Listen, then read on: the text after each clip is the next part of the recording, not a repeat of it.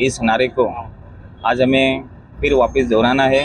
आज शहर में, राज्य में, देश में जो ये परिस्थिति चालू है, पॉलिटिकल लोग, राजनेता लोग, राजनीतिक पार्टियां सर्वे करने में लगे हैं, लेकिन स्कूल के सर्वे कभी हुए नहीं है इस पूरे देश में।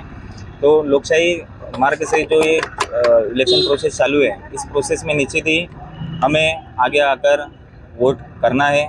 आज भी मीरा भाईंदर शहर हो या कोई भी वार्ड लो, 50 से 55% से ज़्यादा वोट होते नहीं है। 100% जब वोट हो गए तो ये लोकशाही और ये इलेक्शन प्रोसेस सक्सेस होगा, ऐसा मेरा बोलना है। आज तक के जितने भी इलेक्शन हुए सब फेलियर ही है, क्योंकि 50% से ज़्यादा वोट होते नहीं है।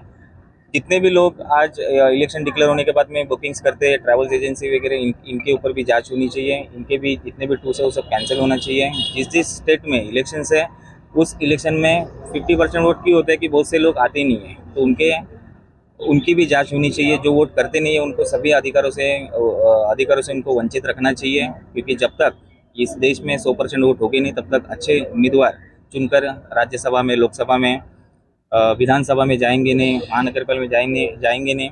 मीरा भाईंदर शहर की अगर बात करेंगे तो इस शहर में शिक्षा नाम का कोई व्यवस्था नहीं है। सिर्फ 7वीं तक मीरा भाईंदर में स्कूल है, 10वीं तक भी हुई नहीं है अभी तक। एक भी सरकारी कॉलेज नहीं है, एक भी सरकारी मेडिकल कॉलेज नहीं है, डेंटल कॉलेज नहीं है। तो शिक्षा की क्रांति लाना ज़रूरी है। और महामानव डॉक्टर बाबा साहब अम्बेडकर ने यही कहा था कि जब तक आप सीखेंगे नहीं तब तक आप लड़ना नहीं जानेंगे, तब तक आप बोलना नहीं सीखेंगे। इसी के लिए राजनेता हमें हमेशा शिक्षण से वंचित रखते हैं। तो मेरी सभी से यही दरख्वास्त है कि आने वाले इलेक्शंस में ज़्यादा से ज़्यादा वोट करें। कोई भी अपना परिचय, जितने भी लोग हों, अगर वोट नहीं करेंगे तो उसका जाहिर से प्रचार करें कि ये वोट नहीं करता है, ये भारतीय नहीं है। खुलेआम ऐसे करना, उनको ये बोलना सीखना चाहिए उनको भी। और अपने ऊपर होने वाले अत्याचार के खिलाफ में बोलना चाहिए। पुलिस स्टेशन में जाते हैं, पुलिस वाले अगर बात नहीं करते, ढंग से बात नहीं करते, इज्जत से बात नहीं करते, गाली गलौज करते हैं, तो उसकी भी कंप्लेंट होती है। तो इसके लिए सीखना चाहिए आपको कि कंप्लेंट कहाँ होती है। कोई पुलिस स्टेशन में अगर दादागिरी करते हैं तो उनकी सीपी को कंप्लेंट्स करें। कोई राजनेता है, कोई नगर सेवक है जो आपको हफ्ते के लिए डिमांड करते रहते हैं, व्यवसाय करने देते नहीं है, जोर जबरदस्ती दादागिरी करते, तो इसके ऊपर भी आवाज़ उठाना सीखना चाहिए। इस देश में लोकशाही अभी भी जिंदा है, मरी नहीं है। लेकिन ये अगर ऐसे ही आप खामोश रहेंगे तो एक दिन ये संविधान जरूर बदलेगा और एक दिन ये लोकशाही ऐसे ही खत्म होगी। जिनम जी, आपसे एक सवाल है कि जिस तरह से भीमराव बाबा साहब अम्बेडकर ने कहा था कि जिस वक्त संविधान का मिसयूज होगा उस वक्त मैं जला दूंगा, आपको क्या लग रहा है आज क्या हो रहा है? देखिए, 2014 से लोकशाही तो खत्म हो गई है, डिक्टेटरशिप चालू हो गई है, हिटलरशाही चालू हो गई है। आए दिन जो भ्रष्टाचार करते हैं उन्हीं को अपने बगल में बिठा के, उन्हीं को मिनिस्टर पद पर बिठाकर आज ये सब जितने भी आज हुकुमशाही के जो सत्ता केंद्र के जो मुखिया है, वो मुखिया ही अब भ्रष्टाचार के बारे में बोलना बंद कर दिए हैं। आज गर्व से कहते हैं कि हम 25-25 करोड़ लोगों को मुफ्त में दाने दे रहे हैं, उनको हम ये कर रहे हैं। भले वो आंकड़ा 80 करोड़ का बोल रहे हैं, लेकिन मैं सिर्फ 25 करोड़ बोल रहा हूँ। ये 25 करोड़ की भी नौबत क्यों आ रही है इस देश में? भारत एक कृषि प्रधान देश है।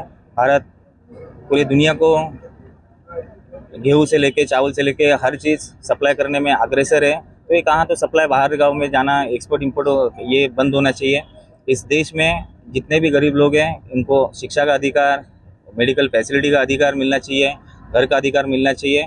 और इतना ही कहूँगा कि शिक्षा का अधिकार मिलेगा तो ये बाकी चीज़ों की आवश्यकता नहीं होगी।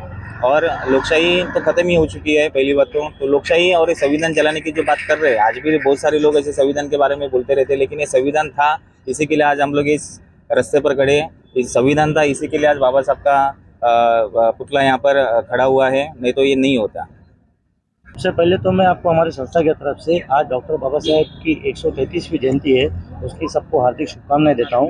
और जनरलिस्ट यूनियन महाराष्ट्र की हम बात करें तो जनरलिस्ट यूनियन महाराष्ट्र में मीरा भाईंदर ऋण हमेशा से अच्छे कार्यों के लिए जाना जाता है, अच्छे काम के लिए माना जाता है। हमने बहुत से ऐसे कार्य किए हैं जिसको एक पत्रकार, अगर पत्रकार के प्लेटफॉर्म से देखा जाए तो ये बहुत ही अच्छा काम बोला जाएगा कि हमने ये काम को आगे किया है। मैं भी बता दूं कि अभी हमारे एक समाज सेवक भाई थे प्रदीप जंगन जी, उन्होंने शिक्षा को लेकर बहुत अच्छी एक बात कही। अब हमारा आगे यही उपदेश रहेगा कि मीरा भाईंदर शहर में जो सरकारी स्कूल है जिनको अभी तक ग्रेड नहीं मिला है 10वीं का, इसकी हम पूरी कोशिश करेंगे। शहर के अंदर एक अच्छा सरकारी कॉलेज लाने की हम कोशिश करेंगे और पत्रकार को लेकर पूरे शहर में एक अच्छा काम करने की हम कोशिश करेंगे। शकील भाई, एक आपसे ये सवाल है कि क्या पूरा जिम्मेदारी सिर्फ और सिर्फ आखिरी स्तंभ को दी गई है? ये 3 स्तंभ का कोई काम नहीं है क्या? नहीं, 3 स्तंभ के जो काम है ये तो पूरा देश देख रहा है कि आज जो 3 स्तंभ की आप बात कर रहे हैं, ये 3 स्तंभ क्या काम कर रहे हैं। इसके लिए तो चौथे स्तंभ को आज रास्ते पे आना पड़ा है। मुझे आप बताइए कौन से ऐसे शहर में आपने देखा है कि पत्रकारों ने मतदान के लिए आह्वान किया होगा, लेकिन यहाँ के पत्रकार सिर्फ ये हमारी जर्नलिस्ट यूनियन ऑफ महाराष्ट्र नहीं बल्कि मैं पूरे शहर के पत्रकारों की बात करूँगा जिसने ये बीड़ा उठाया है शहर के अच्छे कामों के लिए और शहर को साफ सुथरा रखने के लिए।